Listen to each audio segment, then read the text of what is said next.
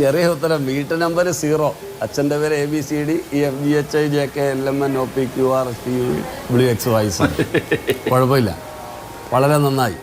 ഇവരൊക്കെ തന്തയില്ലാത്തവരാണോ? 2011 മുതലുണ്ട്. ഇവരെല്ലാം ഈ വോട്ടർ പട്ടിക വന്നവരെല്ലാം തന്തയില്ലാത്തവരാണോ, തന്തയാരെന്ന് അറിയാത്തവരാണോ?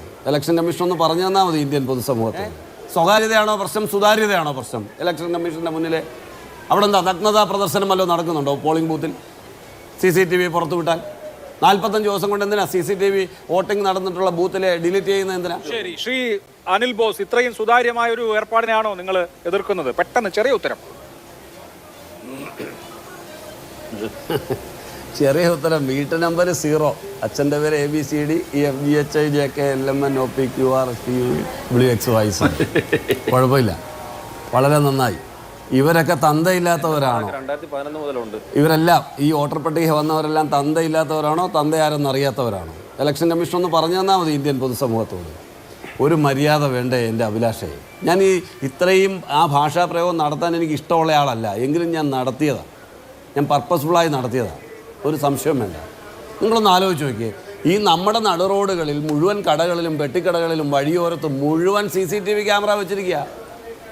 എല്ലാവരുടെയും സ്വകാര്യത കവർന്നെടുക്കുമെങ്കിൽ ഇവിടെയെല്ലാം എന്തിനാ ഈ പറയുന്ന CCTV വെച്ചിരിക്കുന്നത്?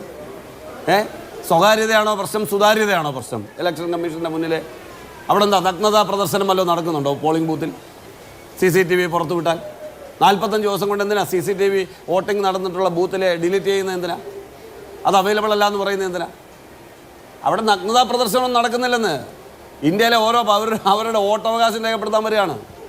അപ്പോൾ അതുകൊണ്ട് അവരുടെ സ്വകാര്യതയെ കവർന്നെടുക്കുമെന്ന് ഇലക്ഷൻ കമ്മീഷൻ പറയാം. ഇത്രയും മാന്യമല്ലാത്ത, യാതൊരു ക്രെഡിബിലിറ്റിയും ഇല്ലാത്ത ഇതിന് ഈ ഇലക്ഷൻ കമ്മീഷനെ കുറിച്ച് അറിയാമല്ലോ. എറണാകുളം കളക്ടറായിട്ടിരുന്ന അടക്കമുള്ള ചരിത്രം, അദ്ദേഹത്തിൻ്റെ ഓരോ ചരിത്രവും ഓരോ ദിവസങ്ങളിലായി പുറത്തു വന്നുകൊണ്ടിരിക്കുകയാണ്.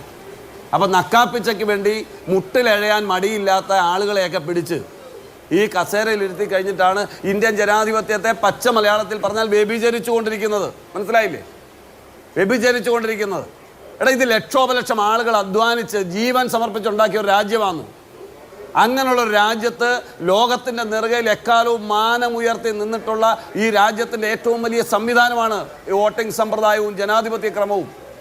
അങ്ങനെയുള്ളൊരു ജനാധിപത്യ ക്രമത്തെ തകർത്തുകൊണ്ട് ഇത്രയും നികൃഷ്ടമായി, നീചമായി അതിനെ ഇല്ലായ്മ ചെയ്യുന്ന ഒരു സമീപനം സ്വീകരിച്ചതിന് ശേഷം അത് പാർട്ടിയാണ്, ഞങ്ങൾ സുതാര്യമാണ്, BJP എന്ന് പറഞ്ഞാൽ ദേശസ്നേഹികൾ. എന്ത് ദേശസ്നേഹം, എന്ത് ദേശസ്നേഹം? ഏതെങ്കിലും ഒരു ഘട്ടത്തിൽ ഈ നോട്ട് നിരോധനം തൊട്ട് ഇങ്ങോട്ട് വന്നിട്ടുള്ള ഓരോ കാര്യങ്ങളും നിങ്ങൾ എടുക്ക്. ശരി, ഓക്കെ. ഈ ആധാർ കാർഡിന്റെ കാര്യം എടുക്ക്.